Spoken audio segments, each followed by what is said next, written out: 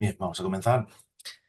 Buenos días a todos. Mi nombre es Arturo Pastrana, CEO de IMBS, International Maritime Business School, primera escuela de negocios online marítima y portuaria de habla hispana con más de 10 años de experiencia, por donde han pasado más de 4.500 alumnos de 30 países diferentes. Estamos muy contentos de presentar este webinar sobre disrupciones en la cadena de suministro, la nueva normalidad.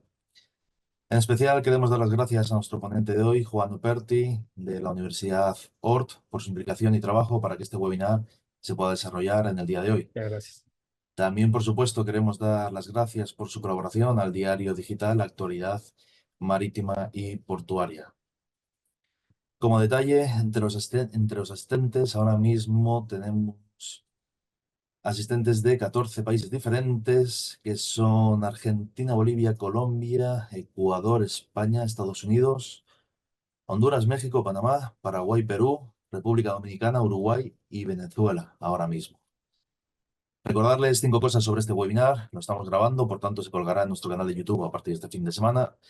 Se colgará en formato podcast en el canal del periódico Actualidad Marítima y Portuaria, disponible en Spotify. Las preguntas que quieran hacer, les invitamos a irlas colocando por aquí en el chat y al final iremos realizando el turno de preguntas.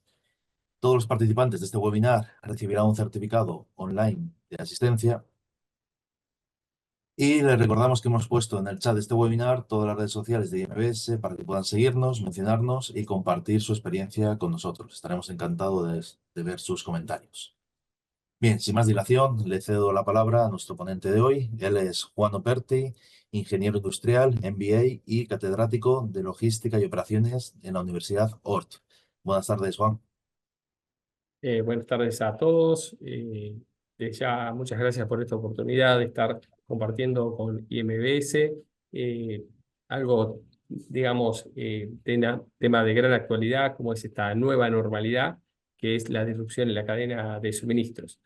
Tal vez para empezar, simplemente que uno, digamos, tuve la oportunidad de regresar en los últimos, digamos, menos de 30 días, de estar en Silicon Valley, donde ahí hay una disrupción tecnológica muy importante asociados a la inteligencia artificial, que es algo que tenemos obviamente que incorporar en nuestra gestión de cadena de suministros.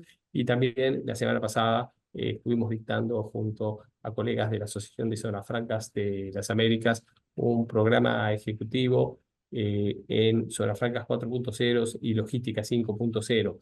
Y justamente, además, acompañado de visitas técnicas. Y en dichas visitas técnicas, la oportunidad de visitar terminales como la de Hutchinson, donde obviamente las terminales de contenedores, entre ellas también estaba la terminal de PCA, que se pudo apreciar, y otras terminales, uno veía, digamos, que ya son condiciones necesarias, por ejemplo, las terminales de contenedores, pero siempre integrando nuevos nodos en las cadenas de suministros, como son las zonas logísticas o las zonas de actividades logísticas y zonas de cross-docking, etcétera, que estaremos tratando. Pero hablamos de disrupciones, y en Panamá, vaya, si ha habido disrupciones no por factores geopolíticos, como lamentablemente se están dando en otros lugares del planeta, sino que por factores climáticos. Y el factor climático que se dio en Panamá en particular fue una gran sequía que llevó a que se interrumpiera, ¿no? Totalmente, obviamente, pero se interrumpiera en forma simplificada y compleja el pasaje de buques a través del Canal de Panamá. Inclusive hubo buques que hubo que bajarle, digamos, su dragado a fin de poder los mismos fluir a través del sistema de esclusas, ya sea por el Canal Nuevo, y llegaron a tener un flujo de 20, 22, 24 barcos cuando han llegado a tener hasta un flujo de 40 barcos. Imaginen eso en la economía de Panamá, pero en la economía también mundial, lo que significa esas interrupciones en las cadenas de suministros y los días de navegación. Después nos vamos a otro lugar del planeta donde hay lamentablemente fenómenos geopolíticos que se están dando, que hace que generen disrupciones también en los días de navegación. Entonces, esta nueva normalidad nos lleva a repensar, reformular, rediseñar a través de 3 pilares: la tecnología, la sostenibilidad y el factor humano, estar mapeando, diseñando y repensando continuamente nuestras cadenas de suministro. Entonces estamos frente a un cruce de caminos, y este cruce de caminos es: nos mantenemos o nos adherimos a una logística tradicional, o repensamos en cierta forma nuestra gestión logística o gestión de, a lo que decimos, vamos o convergemos hacia una gestión de cadenas de suministros complejas, Lean, esto significa con el mínimo desperdicio, fluidas, sin turbulencias, sustentadas en una logística sostenible, y también vamos a incorporar logística sostenible 5.0 y 4.0, 5.0, pero vamos a tratar de estos números también justificarlo de la forma lo más amigable posible para todos ustedes en este conversatorio entre colegas. Y bueno, entonces de logística transicional vamos a ir en este cruce de caminos hasta una gestión de cadenas de suministros complejas Lean, sin desperdicios, y también sustentadas en logística sostenible 5.0.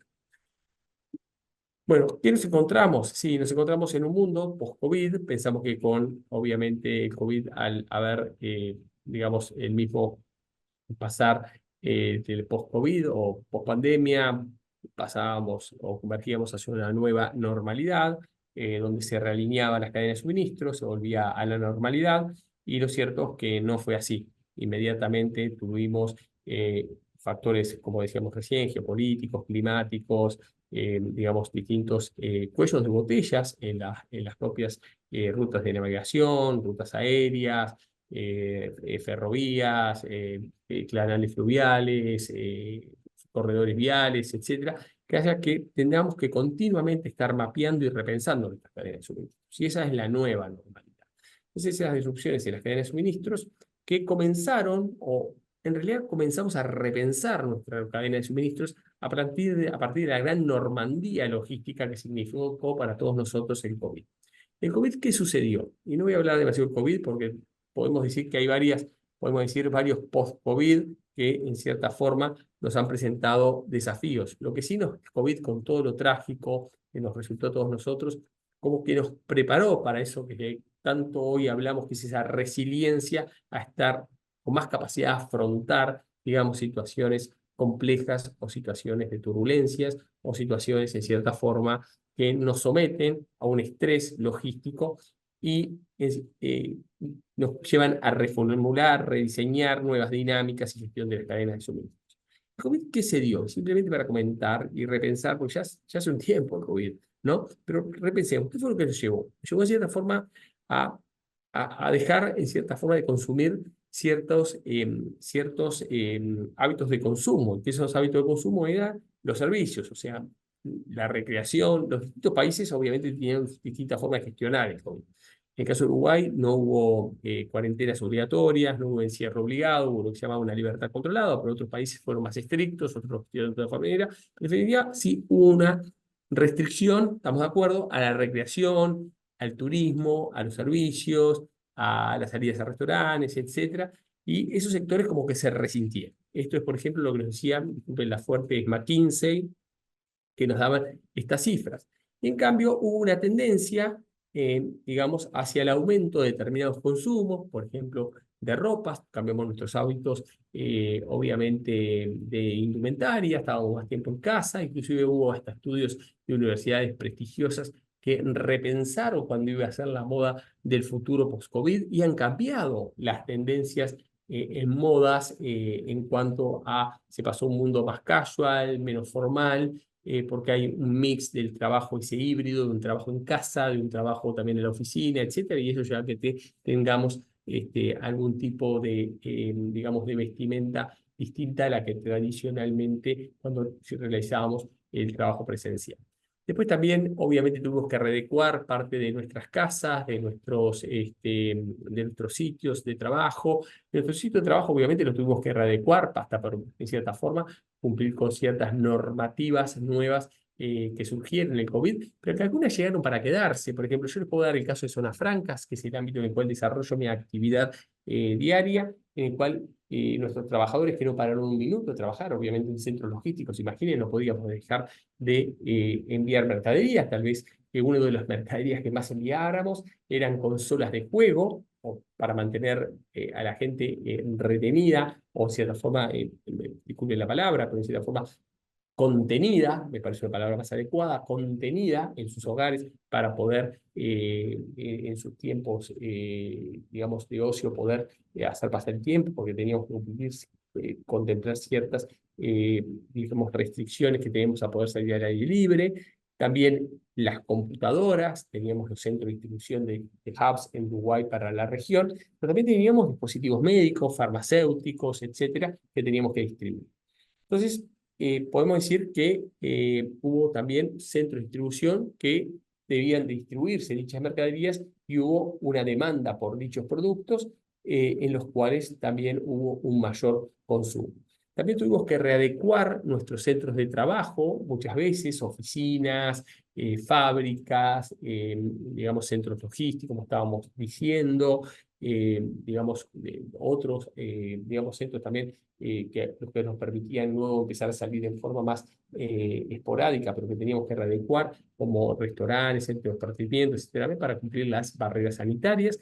Y bueno, hay muchos otros centros también de trabajo luego de la pandemia ya se estableció un método híbrido de trabajo, centro de enseñanza, por favor, centro de enseñanza, en los cuales se estableció un método híbrido de trabajo, en el cual hubo una readecuación de los layouts y eso significó obviamente un consumo también de mobiliario, de computadoras, de adecuación en nuestras casas para teletrabajo, etc.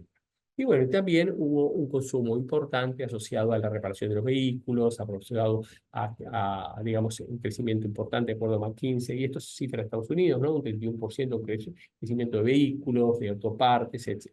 O sea que de lo que se bajó en servicios, aumentó en el consumo, en una readecuación del consumo en bienes.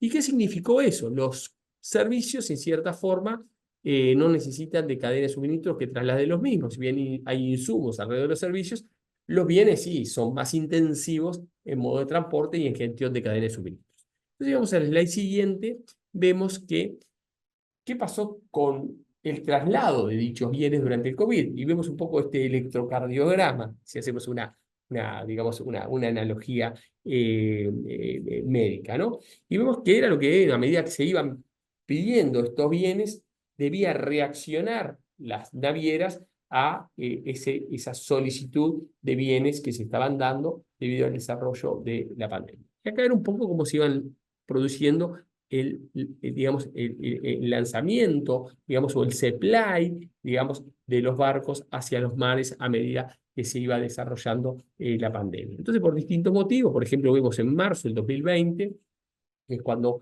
de cierta forma, está más generalizada ya a nivel global la pandemia. En Uruguay, por ejemplo, se declara el 14 de marzo del 2020, la misma. Acá esto coincide con el año chino nuevo en este periodo y también con olas muy importantes de COVID en China. Y acá vemos un importante descenso en la capacidad de enviar a los mares barcos. Pero bueno, y ahí vamos viendo cómo es el suministro de barcos hacia los mares por distintos motivos, que obviamente, como les va a quedar la presentación, no tienen las razones que se iban dando en el mundo. Pero el peor momento de la pandemia no es el COVID, señores. Y vean un poquito, si ustedes ven ahí la presentación, ¿cuál es el cuello mayor que se da en la pandemia al momento de lanzar a los mares barcos? Se da un cuello de botella, el momento peor, que es originado no por la pandemia, la disrupción de la cadena de suministros en pleno COVID, sino se da por el atascamiento de un barco de Evergreen, el Ever Given, en el canal de Suez, que este es un barco de aproximadamente 14.000 teus, que recientemente en Panamá tuvimos oportunidad de ver el Ever Maiden, que es un barco hermano, digamos, de este buque, realmente cuando uno los ve presencialmente impactan, ¿no? El cual estaba siendo atendido en este momento en uno de los muelles, y este atascamiento de los barcos lleva a una disrupción en la cadena de suministros en plena pandemia, generando obviamente un importante atascamiento de las cadenas de suministros. Y estos cuellos de botellas que empezamos a detectar, digamos, aún siguen presentes. O sea, este fue por un atascamiento de una maniobra, digamos, de un barco, pero luego aparecieron los climáticos, que hacen que ahora se haya generado un atascamiento de las cadenas de suministros en el Canal de Panamá, factores geopolíticos que vemos en Medio Oriente, que sabemos que se generan también problemas en los días de navegación, como veremos a continuación. Y acá tenemos, por ejemplo, acá tenemos recientemente el Canal de Panamá que les comentaba. Por ejemplo, McKinsey & Company nos dice que cuáles van a ser las rutas tradicionales, pasando por el Canal de Panamá, previo al fenómeno climático, eran rutas que podían llevar desde 21 días y que en cambio el rediseño de nuevas rutas podían llegar a aumentar 40 días. En cambio, también vemos que rutas que llevan de 26 días a 39 días, estas generadas por factores climáticos. Y aquellas generadas por factores geopolíticos, señores, que hacen que pasen los buques por el Cabo Buenaventura, por, digamos, fenómenos generados por los, ustedes habrán oído hablar de los drones Houthis, que están, digamos, generando algún tipo de hostigamiento sobre barcos mercantes en el Mar Rojo previo al ingreso al Canal de Suez, hace que muchas navieras decidan redefinir o readecuar sus rutas hacia el Cabo Buenaventura, y ahí vemos que pasan de prácticamente 26 días a 34 días, aumentando de 8 a 9 días sus días de navegación, y eso es lo que implica en cuanto a, primero, entrega al cliente, también sostenibilidad, y también en lo que implica en los nivel de servicios, gestión de inventarios, etc. Entonces acá hay buenas noticias y malas noticias, que vemos que las disrupciones en las cadenas de suministros, que vemos que generan factores negativos, también pueden ser oportunidades para que repensemos, reformulemos nuestras cadenas de suministros. Y hay un dicho en MIT que a mí me gusta rescatar, del profesor Chris Kaplich, el director del Centro de Logística y Transporte de MIT, que dice: "Embrace complexity to generate profitability". Agarremos o embracémonos a la complejidad para generar, para generar rentabilidad. ¿Y qué quiere decir esto? Complejidad controlada es fuente de rentabilidad en la gestión de las cadenas de suministros. Y si en la tarde de hoy nos vamos con ese mensaje, que gestión compleja, controlada de las cadenas de suministros es una fuente de rentabilidad, realmente creo que hemos logrado el objetivo de este seminario. Y me dirán: "Juan, pero ¿cuáles son los drivers de complejidad o los impulsores?", como decía un alumno el otro día a mí en un curso de la Universidad OR, de complejidad. Y básicamente, los drivers de complejidad, vamos a verlos pasadas estas slides, cuáles son los 5 drivers de complejidad, a fin que el mismo ya, por suerte, les va a quedar esta presentación, cuáles son que debo controlar para generar cadenas de suministros complejas, que son fuentes de rentabilidad, y ha llegado, señores, esa es la buena noticia: la gestión de cadenas de suministros complejas, controladas, generamos rentabilidad. Las malas noticias son, señores, que las cadenas de suministros han llegado para ser complejas y que si no las controlamos, lamentablemente, se van a encontrar con problemas. Las disrupciones de la cadena de suministros puede haber de dos tipos. Una primera es lo que se llama outside the fence. Esto es fuera de mi organización, donde yo, digamos, mi organización está trabajando en los nodos que están fuera de la cadena de suministros. ¿La cadena de suministros qué es? Son nodos aguas arriba, esto es desde mi empresa hasta los proveedores, la fábrica, etcétera, hasta donde quiera hacer llegar mi cadena de suministro, entre los cuales hay flujos de información, de mercaderías y de fondos, obviamente de dinero. Estos nodos se conectan a través de modos que pueden ser terrestres, ferroviarios, viales, aéreos, etcétera. Y eso hace que haya, digamos, un flujo, digamos, de mercaderías hasta llegar a mi empresa. Estos nodos se encuentran fuera de mi empresa, outside the fence. Y de mi empresa, aguas abajo, llego al cliente final, y también entre los nodos que conectan a mi empresa con el cliente final hay múltiples nodos. Por ejemplo, yo tengo una empresa que produce consolas de juego, hay un nodo centro de distribución regional, por ejemplo en Uruguay, para atender varios países, y ese nodo, por ejemplo, puede estar en una zona franca, luego tiene sus distribuidores locales en cada uno de los países, los nodos de los distribuidores locales, luego tiene los puntos de venta, que pueden ser venta directa, etcétera, y luego tiene el cliente, que es el nodo final. Y entre cada uno de estos nodos hay flujos siempre de información, de mercadería y de dinero. Y el e-commerce, o el comercio electrónico, también tiene otras características de cadena de suministro, pero también siempre hay una conexión entre nodos, los 3 flujos que acabo de comentar, y hay modos que los conectan. Y después hay un flujo reverso, que es en caso de que en cierta forma pueda haber una devolución, un reciclado, etcétera, en el caso de una economía circular. En las cadenas de suministros, aquellos nodos que están fuera de mi empresa y tengan en cuenta lo siguiente, y simplemente voy a enumerarlos, porque si no sería un poquito largo, sino la charla, ustedes tienen que siempre tener en cuenta primero los riesgos de la demanda fuera de mi empresa, los riesgos empresariales, y esto sí me gustaría comentarlo rápidamente, que los mismos surgen cuando los cambios en las empresas y organizaciones han interrumpido las cadenas de suministros, por ejemplo, una bancarrota aguas arriba en mi empresa. Y eso me sucede porque yo no tengo bien mapeada mi cadena de suministros y he realizado no la suficiente diligencia aguas arriba o no he fortalecido o no conozco lo suficiente mi cadena de suministros aguas arriba o aguas abajo. Esto aplica también y eso es muy importante. Estar mapeando y controlando continuamente los integrantes de mi cadena de suministros. Puede hacer lo que se llame que hay opacidad en mi cadena de suministros. Y es uno de los impulsores de la complejidad. Los riesgos de suministros, y esto sucede cuando los productos o materias primas no se han entregado a tiempo, y acá aparecen, por ejemplo, disrupciones en la cadena de suministros generadas por factores climáticos, por factores geopolíticos, o también riesgos de suministros, porque tampoco tengo bien mapeado tanto aguas arriba, que mis proveedores vayan a cumplir porque no tengo la suficiente fortaleza de mi cadena de suministros o no realizo suficientes due diligence sobre mi cadena de suministros. Y los riesgos ambientales son cuando las cadenas de suministros se ven interrumpidas por factores gubernamentales, políticos, socioeconómicos, ambientales. Y por eso hablamos de sostenibilidad. Hoy tenemos que tener cadenas de suministros sostenibles, sustentables desde el punto de vista ambiental, económico y social, porque realmente están bajo una lupa permanente, que es la sociedad mirando nuestras cadenas de suministro aguas arriba y aguas abajo.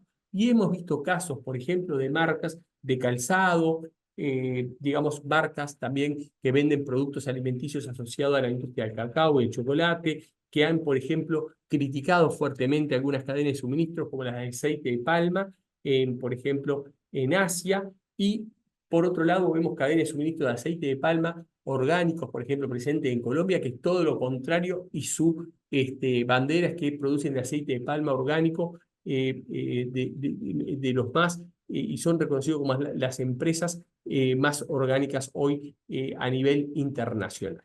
Entonces, la sostenibilidad es un tema asociado a la sustentabilidad ambiental con impacto económico y social, y son los que se determinan, se llaman inversiones de impacto. Entonces, continuamente como mensaje en las disrupciones en la cadena de suministro, mapear nuestra cadena de suministro aguas arriba, conocer los nodos, tener una relación de ganancia mutua entre los nodos, esto aplicado también a aguas abajo, y mantener una clara visibilidad de la información, de los flujos de mercadería y flujos de fondos, y mantener también sistémicas reuniones entre los nodos de la cadena de suministros asociados a la gestión de la supply chain. Luego, ¿qué es lo que pasa inside the fence, dentro de mi organización? Que es un gran nodo que también tengo que tener bajo control. Que a veces este es el nodo que más falla. Porque le parece mentira, muchas veces el nodo que más falla en mi supply chain o cadena de suministros es la propia empresa, mi propia empresa. Y ahí tengo los riesgos, por ejemplo, de producción, que es, por ejemplo, por una inadecuada planificación de la producción y control, como digo a continuación, los riesgos de envío, y esto es por falta de comunicación entre marketing y producción, que muchas veces se da. Acá se da también un tema, la desalineación que hay entre mi parque de maquinarias y mi mix o portfolio de productos de ventas. Y esto es muy común. Yo trabajé, por ejemplo, en una industria textil hace algunos años, que salían los gerentes de producción, iban a las ferias, compraban maquinarias para producción textil con una visión eficientista, y en cambio nuestro departamento comercial tenía más una visión de productos vintage, boutique, de pocas corridas de producción, que iba todo lo contrario a esa visión eficientista tayloriana que había del parque de producción. Entonces, tal vez las ventas de los productos que tenía comercial en su cabeza eran productos tal vez de 500 metros, 1000 metros, muy alineados a un mercado muy nicho, y tenía un parque de máquinas que solo el lote para la prueba y puesta en régimen de la máquina era 500 metros tiradas, porque eran tiradas de producción de 10.000 metros.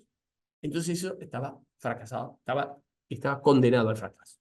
Entonces, esa falta de diálogo a veces entre los sectores, dentro de la empresa, interconexiones o interacciones, otro de los factores de complejidad, también nos lleva muchas veces a problemas de quebranto de las organizaciones.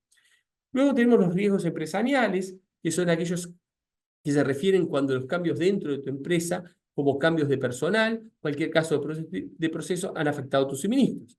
Y acá es donde tenemos que tener un diálogo muy fluido con nuestros trabajadores, mantenerles informados qué está pasando en el mercado. Sería muy egoísta haber vuelto de Silicon Valley, por ejemplo, como acabo de volver, donde la inteligencia artificial generativa está generando, pero desplazando también puestos de trabajo, y cómo de acudo esos puestos de trabajo a la nueva realidad de la inteligencia artificial generativa.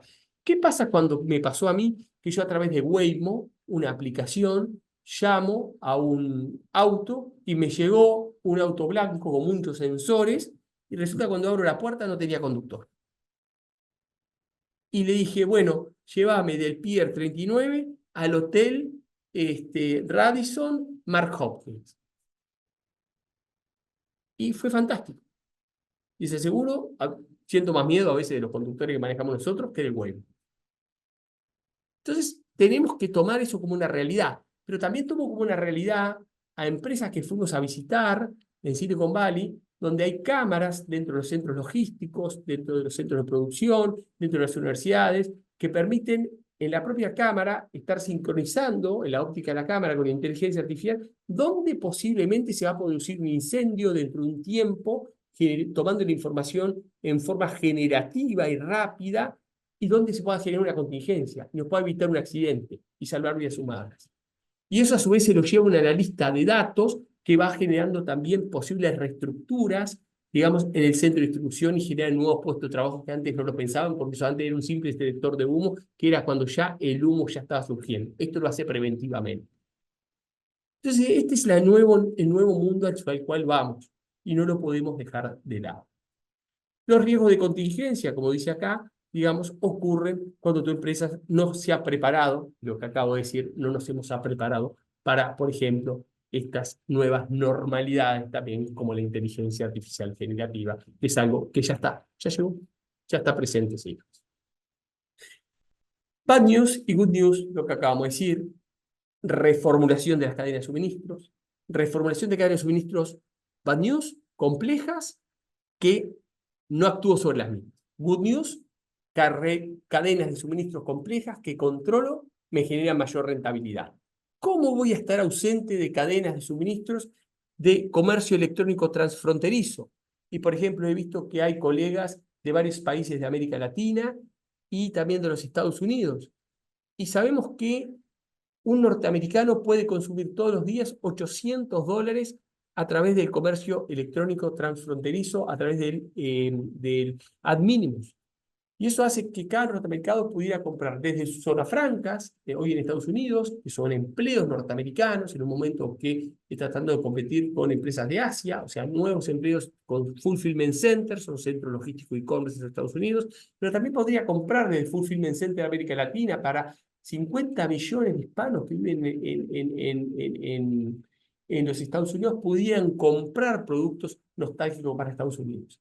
Y esas cadenas de suministro se gestionan a través de la Unión Postal Universal, a través de los correos estatales, de los correos privados, etc. Y esas son las good news, cadenas de suministro complejas para estos nuevos mercados a los cuales decidía acceder. Esto es lo que tenemos que dominar.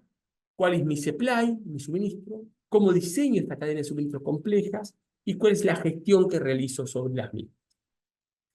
En esa reformulación de las cadenas de suministros a las cuales estamos hablando, tenemos que pensar que hay 4 drivers o 4 impulsores. Innovar, acelerar, porque otros están acelerando como nosotros. Esa capacidad de resiliencia que de cierta forma nos dio el COVID, esa reinvención permanente que también tenemos que asociar a nosotros como personas, llevarlas a nuestras organizaciones y también aplicarlas que nuestro ámbito, que son la gestión de la logística, una cadena de suministros sostenibles y una logística 5.0. Simplemente a modo más académico o de recordatorio, que lo hemos dialogado, lo hemos venido, a ver cómo vamos el tiempo, un segundito.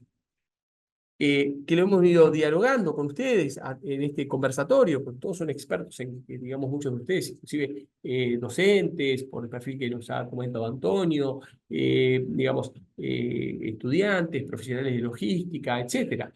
Pero a nivel académico, ¿qué era la cadena de suministro? Eran nodos vinculados, estos nodos desde mi empresa aguas arriba, o de mi empresa aguas abajo hasta el cliente final, por un flujo de recursos directos y reversos, porque obviamente yo puedo entregar a un cliente, pero ese cliente me lo puede devolver la mercadería, o yo entrego una fábrica, un pallet, y ese pallet me lo devuelve, de tal manera que sea un pallet reciclado y hago una economía circular del mismo, etcétera. Por eso es directo y reverso, de bienes, información y flujos financieros, para cumplir en forma eficiente y efectiva y sostenible con la solicitud de los clientes. Y acá un poco está tomada, o digamos en forma muy esquemática, cómo representa esto la adecuación que hacemos de la definición que toma MIT del Centro de Transporte y Logística. Acá no quiero aburrirles, pero sí es bueno que les deje reflejado cómo define la gestión de la cadena de suministros y la gestión logística el Council of Supply Chain Management Professionals.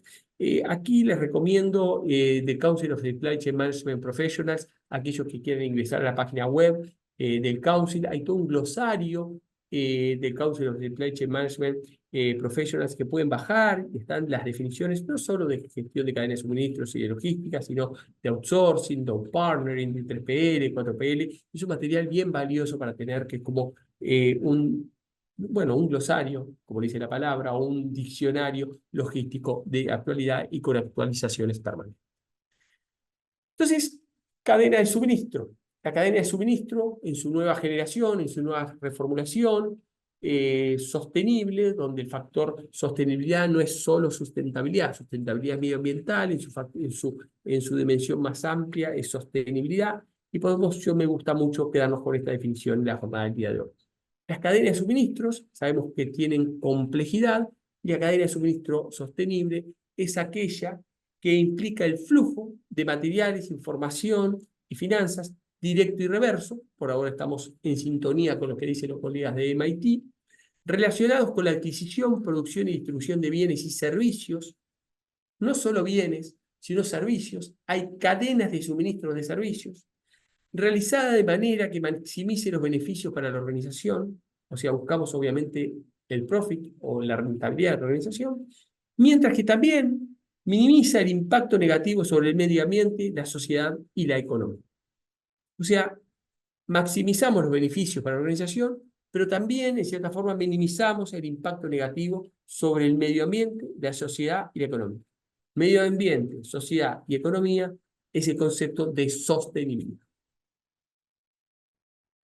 Y una cosa que sí tenemos que tener en cuenta, asociada a la sostenibilidad, y si ustedes quieren de alguna forma, cómo Juan aplica sostenibilidad o cómo puedo adecuar la sostenibilidad, y lo hacíamos recientemente en la Universidad Ort, en un programa ejecutivo de cadena de suministro que se dicta junto con carreras cortas que estamos desarrollando de analista de logística y cadena de suministros, y los programas desde la cátedra que estamos reforzando en grado, en logística, realmente también en el MBA y en el EMBA, estamos dando mucha fuerza a la sostenibilidad, también a la adopción de herramientas de inteligencia artificial, como recién les decía.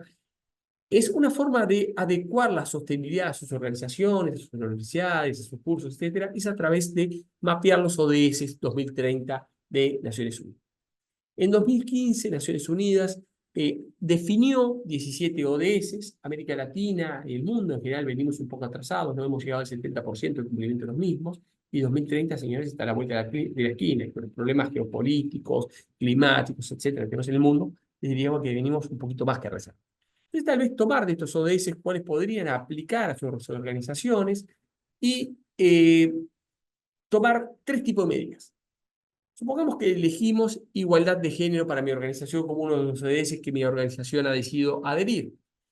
Y entonces sobre igualdad de género tomo medidas denominadas low hanging fruit, o frutas maduras al alcance de la mano, o como a mis colegas de Centroamérica y el Caribe les gusta decir, mangos maduros al alcance de la mano, y son aquellas que inmediatamente podemos implementar. Luego, medidas de alto impacto y fácil implementación, que todos los años voy tomando medidas de alto impacto y fácil implementación, y medidas de alto impacto y difícil implementación, que generalmente tienen un alcance que no puede superar el quinquenal. Y ahí, por ejemplo, para igualdad de género, tomo este tipo de medidas. Una fruta madura al alcance de la mano puede ser un plan de pasantías que contemple un 50% de hombres, un 50% de mujeres, digamos, de distintos géneros, religiones, etc. Y así pueden ustedes, se me acaba de ocurrir, ¿no? Una fruta madura al alcance de la mano puede ser realizar en igualdad de género, revisar en el día de hoy las remuneraciones que se están llevando adelante en las zonas francas del Uruguay y ver si las mismas a nivel femenino, masculino, etcétera, cumplen, digamos, los mismos estándares de remuneración. Estoy diciéndoles, seguro estoy en este momento pensando. Una medida de alto impacto y difícil de implementación, instalar programas de inteligencia artificial asociados a, digamos, mapear, digamos, en el quinquenio y generar datos a fin de ir generando estadísticas, medidas basadas en tecnologías de inteligencia artificial, etcétera, para converger a una política de igualdad de género. Y bueno, y así sobre cada uno de los ODS que ustedes vayan escogiendo en su organización, en general conviene inicialmente, si van a trabajar sobre lo mismo, elegir 5, de 3 a 5, de 3 a 5, digamos, bien focalizados en su organización, y tomar estos 3 tipos de medidas. Las frutas maduras al alcance de la mano, de fácil implementación, de alto impacto y fácil implementación, y de alto impacto y difícil de implementación con un alcance no más de quinquenal. Y todos los años van revisando las mismas y van readecuando las mismas. Y esto es una forma de ir generando sostenibilidad en su organización. Pueden ser un poco más ambiciosos y después que usted ya en su nodo de su empresarial puede empezar a compartir esto en su cadena de suministros e irle pidiendo a su cadena de suministros que también tiene que ir generando en su cadena de suministros ODS, y para ser un nodo elegible de su cadena de suministros tiene que estar adherido a ODS 2030 porque van a ser condiciones para el ingreso a determinados mercados. Acá teníamos, lamentablemente no se escucha, pero esta era el Lionel, un avatar de inteligencia artificial generado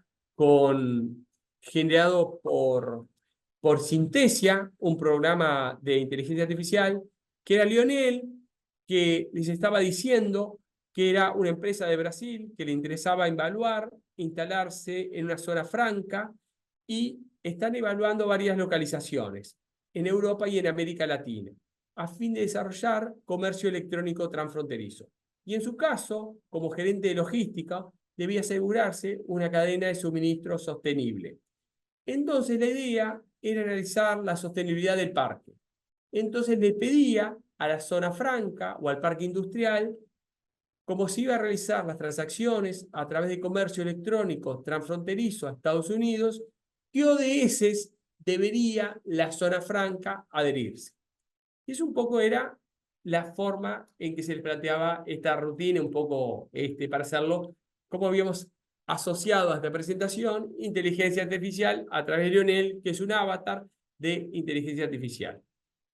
Entonces, usando ChatGPT, le preguntábamos a ChatGPT, podría ser otro programa también, por ejemplo, Copilot. Ese también es un programa que les recomiendo, Copilot, es muy bueno también para utilizarlo. De hecho, el grupo Vega para el cual yo trabajo ha adherido a Copilot. Y bueno, hola, es un placer asistir, le preguntamos este prompt. Hola, es un placer asistir a una empresa de Brasil. ¿En qué puedo ayudarles hoy? Aquí hay algunas cosas que podría ayudar. Análisis de datos. Si tienen datos que necesitan ser analizados, puedo ayudarlos a crear informes y visualizaciones, generación de contenido, investigación de mercados, eventos tecnológicos, soporte y comunicación. Y se le tiraba distintos prompts, y los ODS que respondía ChatGPT a esta empresa de Brasil era justamente planteado lo que decía Lionel en el video, que se le preguntaba exactamente lo que decía Lionel en el video, y ustedes cuando vean en YouTube la presentación van a ver Lionel expresando esta idea de instalarse en una zona franca, qué ODS debería adherirse la zona franca. Y lo que redundaba ChatGPT, presentado el caso de hacer una venta a través de e-commerce cross-border a la zona franca o parque industrial, como era la premisa del caso, le recomendaba a la zona franca adherirse a trabajo decente y crecimiento económico. La meta era promover el crecimiento económico sostenido, inclusivo y sostenible, el empleo pleno y productivo y el trabajo decente para todos. ¿Qué acciones le recomendaba llevar adelante? Y voy a leer algunas por un tema de tiempo. Garantizar las condiciones laborales justas y seguras para todos los trabajadores, promover el empleo local y la formación continua de los empleados, fomentar la equidad de género y la diversidad en el lugar de trabajo. El ODS 12, producción y consumo responsables, garantizar las modalidades de consumo y producción sostenibles, implementar prácticas en producción limpia y sostenibles en la manufactura textil, reducir los residuos mediante el reciclaje y la reutilización de materiales. El ODS 13, acción por el clima, adoptar medidas urgentes para combatir el cambio climático y sus efectos, reducir las emisiones de carbono en todas las etapas de la cadena de suministro. El ODS 9, industria, innovación e infraestructura, construir infraestructuras resilientes, promover la industrialización inclusiva y sostenible y fomentar la innovación, invertir en tecnologías y procesos innovadores para mejorar la sostenibilidad, y el ODS 17, alianza para lograr el objetivo.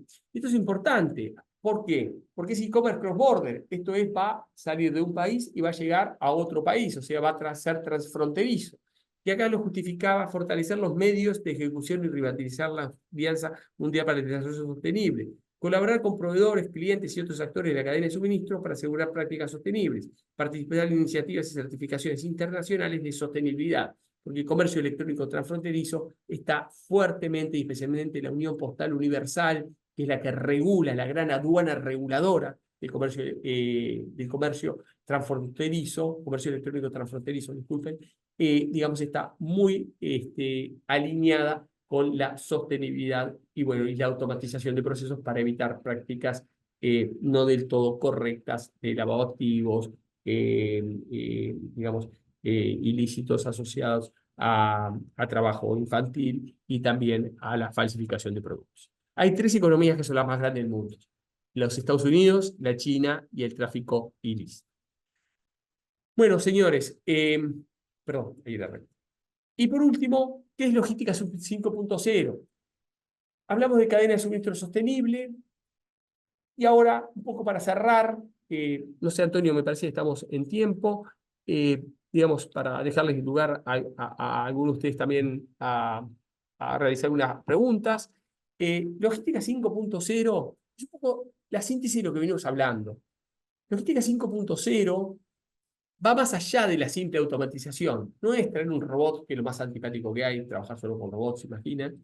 Va más allá de la simple automatización de los procesos. Requiere de tres pilares, muchachos. Requiere de integración de tecnologías, lo que hablábamos, por ejemplo, de inteligencia artificial, de los AGV, los Automated Guided Vehicles. Ahora vamos a ver justamente un pequeño video. Y también el esfuerzo humano. O sea, es como el Waze.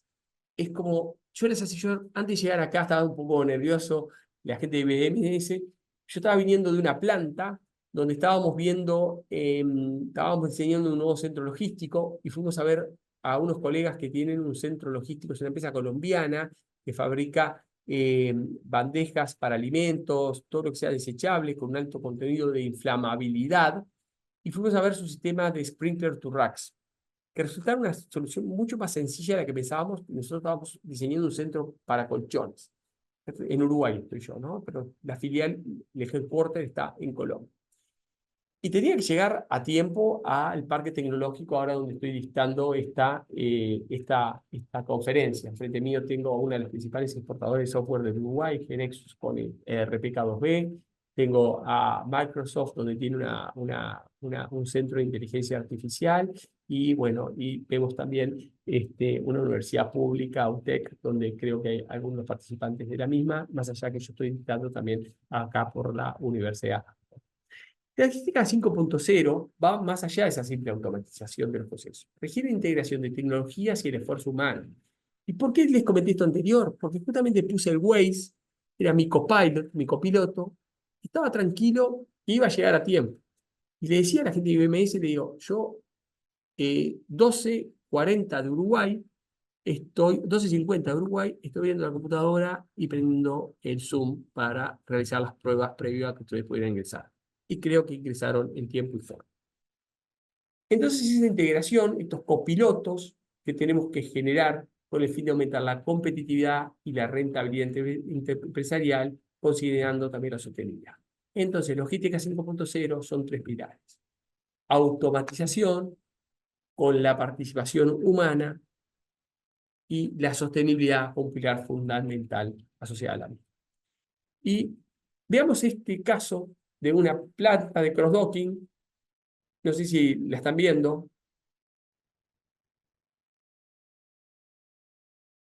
¿Se puede ver? Sí, sí, se está viendo. Estoy viendo, bueno. Y acá tenemos un central de cross-docking, es un caso verdadero. El año pasado vimos esta simulación en un centro en un fulfillment center de un courier norteamericano. Por motivo de confidencialidad nos dieron la simulación, no nos permitieron la filmación real en Chicago, en la feria de Promat en Chicago, en el cual es el cross-docking, en los cuales la recepción de mercadería que viene del aeropuerto de Chicago, el cross-docking para el courier y la distribución luego capilar de última milla, de media milla y de última milla, disculpen, de la paquetería a la ciudad de Chicago. Aunque les voy a mentir, parte de la última milla la realiza un modo que es insustituible. Llevan a los carteros y bajan a las personas en determinados puntos porque es imposible ingresar a determinado lugar de Chicago salvo las personas caminando. Pero bueno, acá vamos a ver la automatización aliviando al ser humano en un ambiente sostenible de trabajo.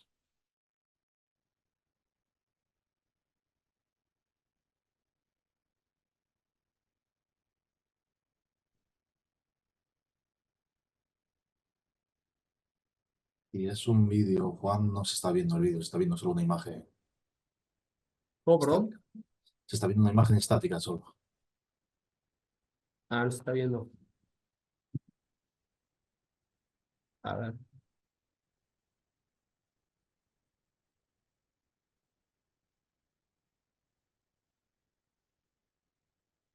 Un segundito, le tengo una vez más. A ver, capaz que. Hay algunos truquitos acá. A ver ahí. Ahí. No, se sigue viendo la imagen estática. A lo mejor tienes que dejar de presentar y volver a presentar, que se ha podido quedar. ¿Cómo? A lo mejor se ha podido quedar bloqueado si pruebas a dejar de presentar y volver a presentar. Porque se ve la imagen estática del vídeo. Se ve la imagen estática. Bueno, déjenme una sola cosa, la última. Y si no, la lástima porque esto era el exportado.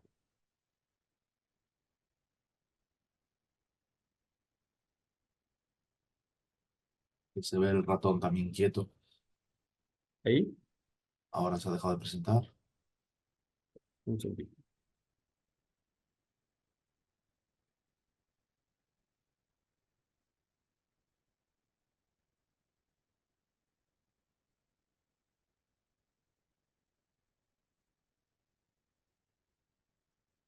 Cerrábamos por esto.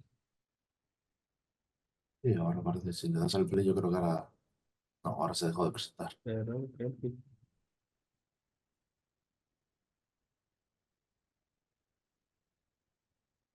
Y ahora sí se ve.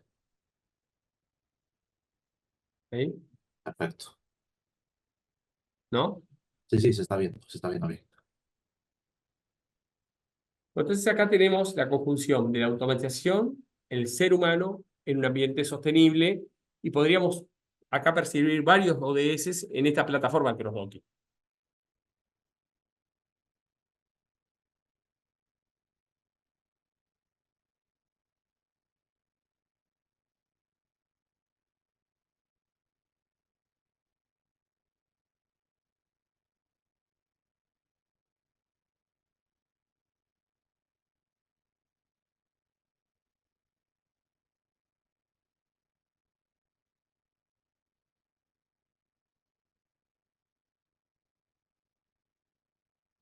Bueno, y ahora sí, para cerrar, déjenme terminar alguna cosita, muchachos, y paso si tienen alguna pregunta. Sí, tenemos aquí varias preguntas que hemos Ah, recogido. bueno, ya voy a eso, déjenme cerrar con una cosa. En el material, les quiero nada más que decir a los chicos, en la logística 5.0, ¿escuchan? ¿Ven ahí la presentación? No, ahora no se ve la presentación. Un segundito. Vamos a cerrar, abrir. Va a ser entretenida la grabación de esto. Bueno, Sí, en la logística 5.0, ahí si la ven ahora, sí, sí, ahora sí. está. Hay 5 pilares. La automatización mejorada, que es un poco lo que vimos, el AGV, el Automated Guided Vehicle. El uso extensivo de datos, obviamente para generar lo anterior, digamos, necesito inteligencia artificial generativa o machine learning, etcétera, para el uso extensivo de datos. Conectividad e integración, a través de Internet de las cosas, con distintos dispositivos, desde el camión al warehouse, al camión de salida, etcétera. Sostenibilidad, 3 variables: sustentabilidad económica y social. En la social, ahí entramos algunos ODS, por ejemplo, la inclusividad y la diversidad de la mano de obra, y la personalización al cliente, la capacidad de adaptar los servicios logísticos a las necesidades específicas. Esto es cada día mayor customización, nos pide el cliente, de sus productos, ¿no? Lo queremos hecho a nuestra medida. Y por último, acá les estamos dejando, no sé cuánto tiempo nos queda. ¿Tendremos 5 minutos más? Sí, tenemos, sí, 5 minutos más sin problema, sí. Está. Entonces acá me gustaría sí presentarles una herramienta muy fuerte de cómo es la Square Root Law. La Square Root Law es una regla matemática diseñada por Meister, está basada en el teorema central del límite, y es como una de las herramientas que más impulso está tomando hoy en día de centralizar inventarios por las disrupciones en las cadenas de suministros, ¿no? En un hub. Entonces, how a single warehouse can lower your cost. Esto es como paso de múltiples warehouses o múltiples centros de distribución a un hub regional. Y esto es algo que, por ejemplo, en vez de tener, y disculpen que voy al caso de Uruguay, en vez de tener un centro de distribución en Argentina, otro tal vez en la región sur de Brasil, uno en Paraguay, uno en Chile y uno en Paraguay, centralizo el stock en Uruguay, en una zona franca, por ejemplo, y de allí mantengo un inventario para la distribución regional. ¿Qué ventaja tiene ese hub? Al encontrarse el inventario en tránsito, me permite adecuar a las necesidades de los distintos países. Juan, ¿qué quiere decir adecuar a las necesidades de los distintos países? Significa que, por ejemplo, el enchufe de Uruguay es distinto al de Argentina, Brasil, Paraguay, Brasil, Argentina, etcétera, de distintos países. Yo mantengo un producto crudo, vainilla, y lo voy adecuando. Optimizo los fletes, en este momento que los fletes sustituyen las disrupciones que estoy trayendo. Traigo tal vez, y nos pasa, por ejemplo, joysticks o consolas de juegos, las traigo a granel y las voy embalando de acuerdo a los pedidos de los clientes a medida que están siendo solicitadas. El estilo Subway, imagínense. Imaginen un hub que es un Subway donde están los distintos ingredientes, ¿no? Y cada país me va pidiendo sus sándwiches. Bueno, supongamos que tengo los productos, las consolas de juegos, que el producto electrónico es el mismo para cada país, pero el voltaje no. Entonces le cambio el voltaje del país que me lo pide. Brasil me pide 110, se lo cambio a 110. La caja de Brasil en portugués, el enchufe de Brasil acorde a la condición de Brasil, el manual de acuerdo a Brasil, y se lo envío a Brasil. Así lo mismo los joysticks.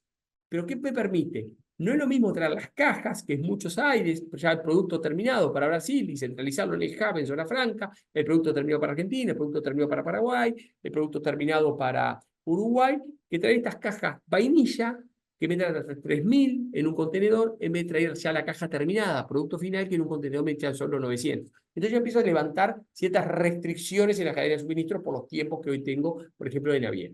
Segundo, el producto básico crudo es el mismo. Y tercera ventaja, reduzco los inventarios a través de la Square Root Law. Y razones por qué las cuales converger de múltiples depósitos a un único depósito. Y acá tenemos, primero lo que decía Ono, the more inventory you have, the less likely you are to have what you need. Y lo que nos dice la Square Root Law es que el inventario de seguridad que tengo en cada uno de los países tiende a crecer a medida que se incrementan las localizaciones. Y voy rápidamente a lo mismo. La Square Root Law nos dice que se utiliza para reducir el inventario de múltiples depósitos o múltiples bodegas. A medida que se incrementa el número de las localizaciones, depósitos, el inventario también se incrementa, pero no en la misma proporción que el incremento de las locaciones de depósitos. Y vamos a hacer esto muy rápidamente. N1 es el número de centros logísticos domésticos. Tengo cinco centros logísticos domésticos. Ahora quiero pasar a un hub en zona franca. O sea, de 5 paso a 1. Ventaja de estar en zona franca es que el producto en tránsito y puede ir a los distintos países rápidamente, porque está el hub estratégicamente ubicado. También puedo aplicar inteligencia artificial o herramientas de línea de MIL o digamos, de programación independiente lineal para establecer ese hub. ¿Dónde es mejor que pueda? Hay un sistema, el de Weber, que me determina dónde puedo localizar el hub. Pero supongamos, lo establezco en Uruguay para distribución regional.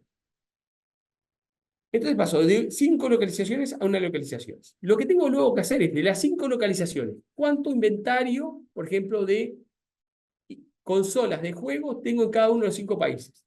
Y voy y los cuantifico. ¿Cuánto debería tener en el hub para distribución regional? Y esa es la square root law. Entonces, primero, ¿cuántos centros logísticos quiero atender desde el hub? Quiero atender 5. ¿Cuánto inventario en unidades tengo en la sumatoria de los 5 centros logísticos?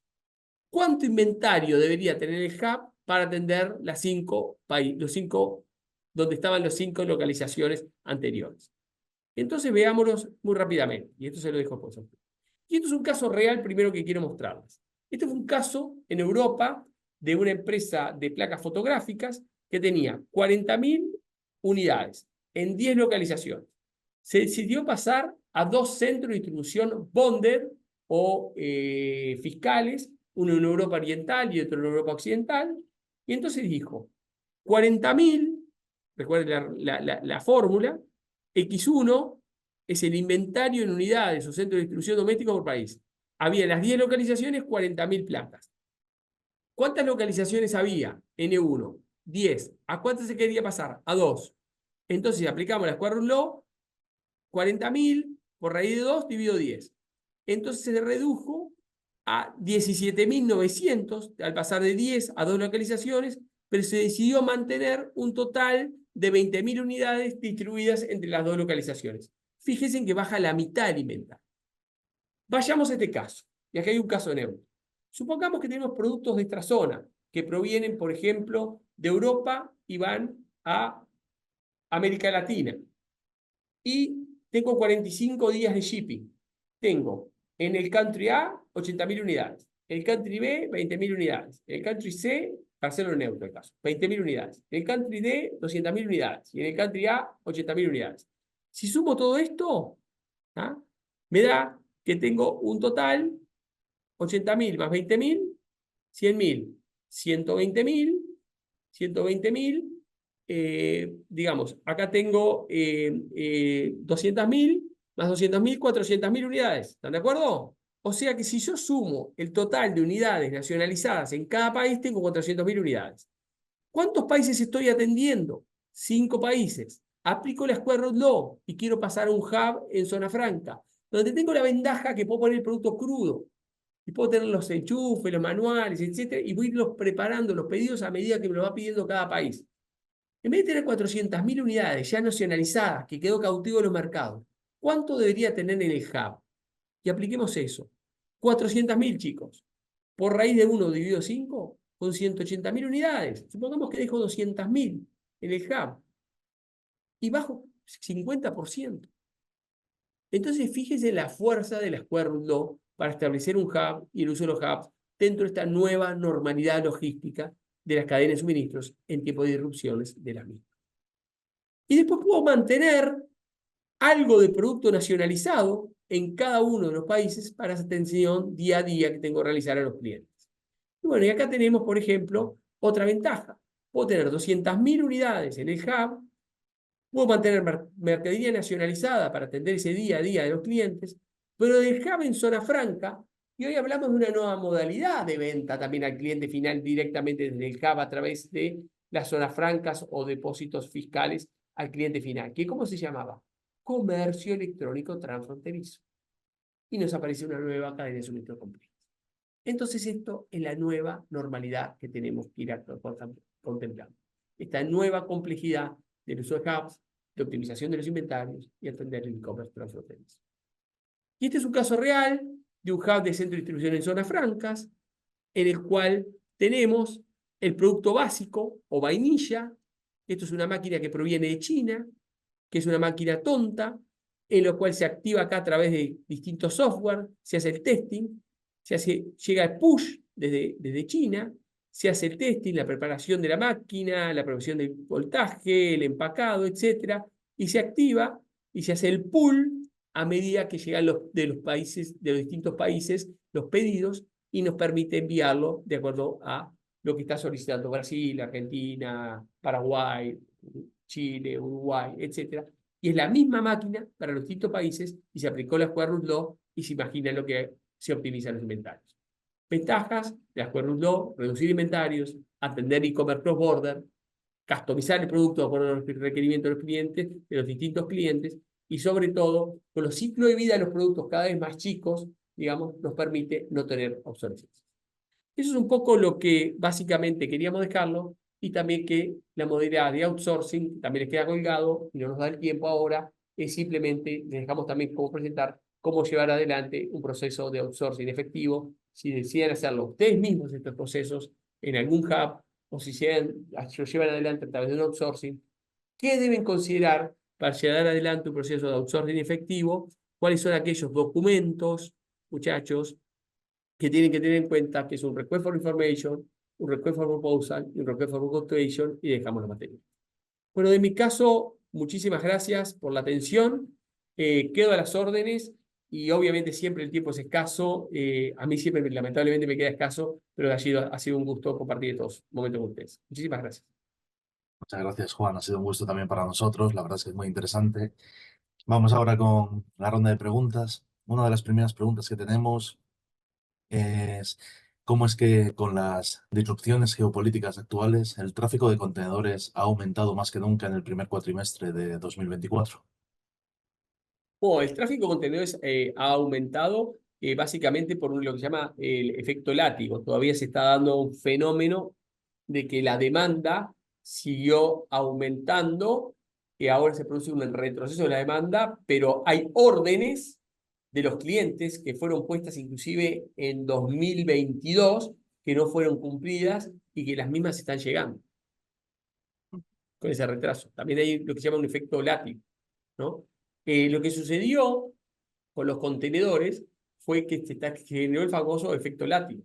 Después de cada 3, 4 años todavía se están todavía cumpliendo rezagos de órdenes que venían con retraso, y se están recomponiendo inventarios. Hay dos fenómenos: uno es cumpliendo con órdenes que no se habían cumplido, y otros se están generando inventory build up. Están los dos temas, pero también se están cumpliendo órdenes que no se habían cumplido. Vale.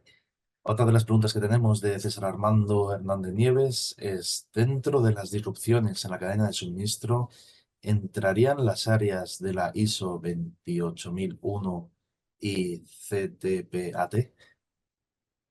Eh, Estamos hablando de aquellas de aseguramiento de la cadena de suministro, según entiendo. Bueno, podría considerarse como parte, si entiendo, la ISO 28000 2022, básicamente. Entiendo que sí, que es una de las que debería ingresar dentro de la disfunción de la cadena de suministro como atenuadora de las mismas. Vale. La siguiente pregunta que tenemos es de Raúl Ibarra y nos indica: buenas tardes desde Paraguay. En la actualidad, las demoras y el aumento de los costos está afectando el mercado cuando se estima ¿cuándo se estima que esto volverá a la normalidad? Bueno, los fletes habían subido hasta, se recuerdan, hasta $12.000, o precios irrisorios. Luego habían bajado sustancialmente. Se había dado un efecto de que, ¿qué pasaba? En Estados Unidos había un stock de contenedores tan importantes vacíos que ya no sabían dónde se iban a los mismos a ser almacenados. Se estaban devolviendo a Asia. Eso estaba produciendo de que había un sobrestock de contenedores vacíos en Asia, digamos, y habían bajado nuevamente los contenedores. Pero obviamente estos fenómenos, luego se dieron estos fenómenos geopolíticos, y se ha producido, digamos, una nueva suba de los fletes, no a los niveles que, digamos, digamos, de la pandemia, cuando llegaron a valer un contenedor y tú que estás en Paraguay, ¿te acordás que llegamos a pagar hasta $12.000 un contenedor de Asia al puerto de Montevideo y ustedes a Paraguay todavía después le tenían que subir el flete terrestre o el flete por hidrovía, ¿no? Pero lo cierto, los días de navegación que haya aumentado y la destrucción del Canal de Panamá también que aumentó por el factor geopolítico y el climático, hizo un nuevo incremento. Y mientras no se radicúen, digamos, las rutas por los tipos de navegación, los fletes, sí, cuanto más días de navegación, mayor consumo, eso por ahora no va a estar a la brevedad, no va a estar, no va a poder ser mitigado. El canal de Panamá, las próximas 2 semanas, yo acabo de venir de Panamá, ya va a estar, les diría, nuevamente en condiciones de operar fluidamente. O sea que esa disrupción, que era muy importante, creo que ahí sí va a haber una corrección de los fletes a la baja. Vale. Nuestra siguiente pregunta es de Andrés Vázquez Robledano. Nos indica, ¿qué rubros logísticos deben comenzar aplicando IA? Por ejemplo, rubro portuario, textil, almacenes. Saludos desde Perú.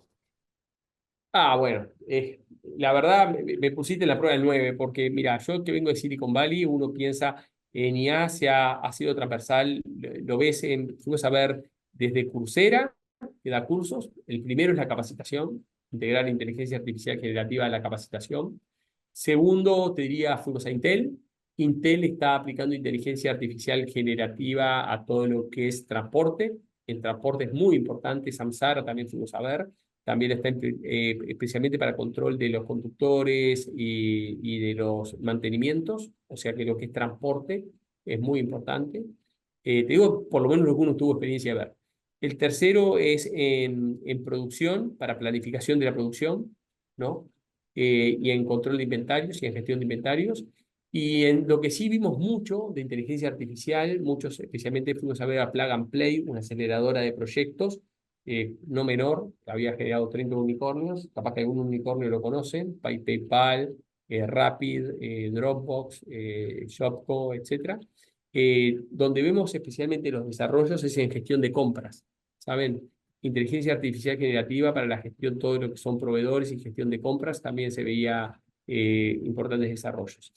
Eh, eh, yo les diría cualquier campo que ustedes... y otro de los temas importantes, tú que lo decís importante, es en centros de distribución. Quiero que nosotros tenemos los sensores, lo que yo les decía, también para la prevención de contingencias. Y esto creo que es muy amplio hacia dónde es que va.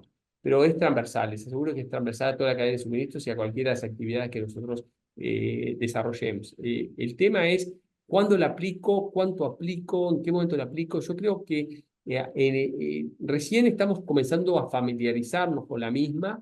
Los startups las están empezando a incorporar y como que tenemos que estar pensando en la misma, adaptando la misma, amigándonos con la misma, pero creo que el momentum es de estar atento a la misma e irla pensando en qué áreas nos puede llegar, nosotros nos sentiríamos cómo incorporarlas. No nos forcemos.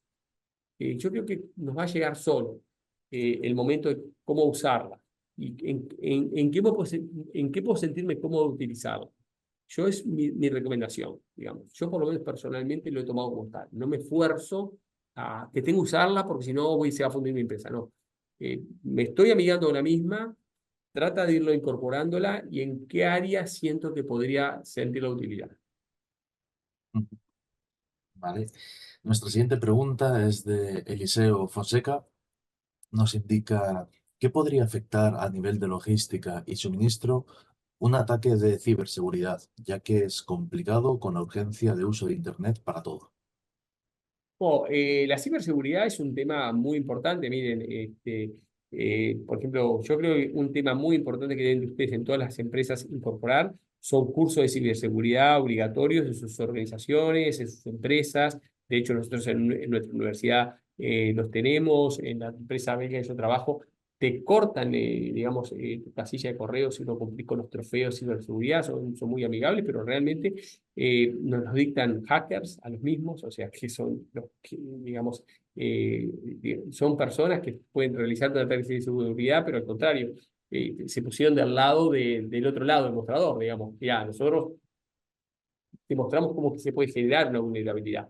Sin duda, la ciberseguridad es un gran tema que hoy está presente, en el cual tenemos que darle la prioridad máxima en las organizaciones, en las asociaciones, en la academia, y a cualquiera de nosotros, les aseguro, nos pueden agarrar. En este momento, si este Zoom no estuviera protegido, perfectamente podrían, no fuera un Zoom comprado, fuera un Zoom abierto, estaría muy expuesto, estaríamos todos muy expuestos.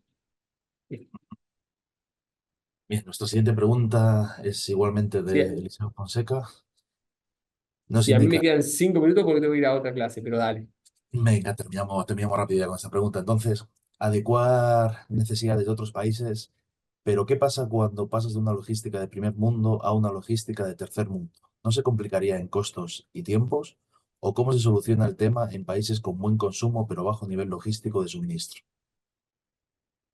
A ver, yo creo que logística de primer mundo y tercer mundo es difícil de conceptualizarla como tal. Para mí, hoy creo que la logística debe ser es un factor nivelador en el cual la capacitación y la sensibilización, digamos, y la educación, el factor capacitación es clave.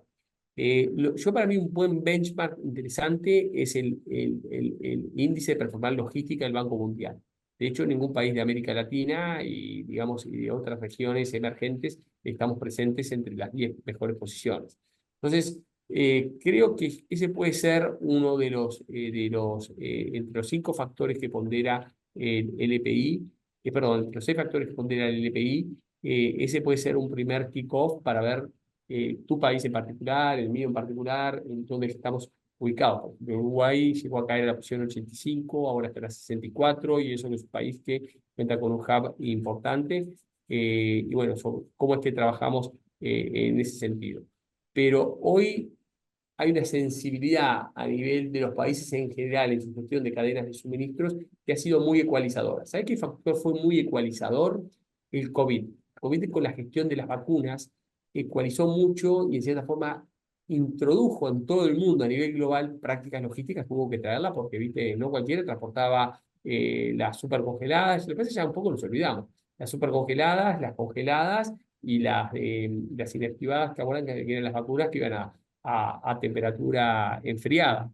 Entonces, como que ahí hubo una oportunidad de ecualización de las cadenas de suministro a nivel global. Yo te diría que es una de las áreas de la logística que ha sido bastante, que yo diría que está bastante ecualizada a nivel global. Lo que sí tenemos infraestructuras que trabajar los distintos países para adecuarlas. Por ejemplo, yo te aseguro que vas a países del primer mundo y ves puertos que países del tercer mundo. Y vas a países del tercer mundo que es puertos que son del primer mundo, ¿no? Vamos a países como Panamá, vas a países como Uruguay, vas a países como países de Centroamérica, República Dominicana, y realmente vas a terminales portuarias, clase mundial, Colombia, etcétera.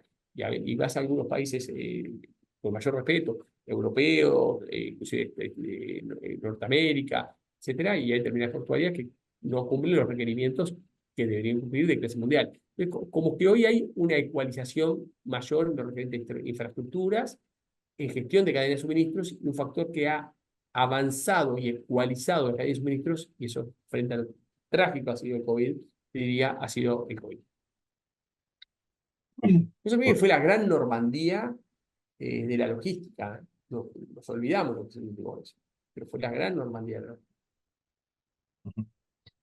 vale, bien, pues vamos terminando. Recordarles 4 cosas sobre este webinar. Luego lo hemos grabado, por tanto se colgará en nuestro canal de YouTube.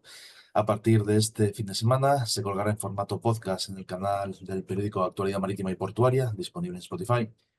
Todos los participantes de esta masterclass recibirán un certificado online de asistencia y recordamos a todos que hemos puesto en el chat de esta masterclass todas las redes sociales de IMBS para que puedan seguirnos, mencionarnos y compartir su experiencia con nosotros. Estaremos encantados de ver sus comentarios. Bueno, y no, y de mi parte ha sido un placer este conversatorio, agradecerle a MBS y, bueno, y a todos ustedes este tiempo, y desde ya también a las órdenes, ahí tienen el audio, el correo nuestro, y también el de la universidad, el cual está a las órdenes con sus programas ejecutivos y también curso de capacitación en logística, ya sea carreras cortas y también programas ejecutivos, los cuales se pueden tomar en forma HiFlex, así que también a las órdenes y un gusto estos conversatorios, especialmente con colegas. Bueno, Gracias, chao, Juan. chao. Hasta luego. No, Hasta gracias a luego. ustedes, chicos. Saludos a todos ustedes. Chao, chao. Cuídense. Adiós. Chao, chao, chao, chao. Bien, para finalizar, quiero dar las gracias a todos los asistentes en el día de hoy y, como no, en concreto a nuestro ponente, Juan Operti, que se ha tenido que ir por motivos de horario, que ya comienza con una nueva clase. También queremos dar las gracias a la Universidad ORT por su implicación y trabajo para que este webinar se haya podido desarrollar en el día de hoy. Por supuesto, igualmente, queremos dar las gracias por su colaboración al diario digital Actualidad Marítima y Portuaria. Nada más, esto es todo por hoy. Gracias a todos por vuestra asistencia y un saludo.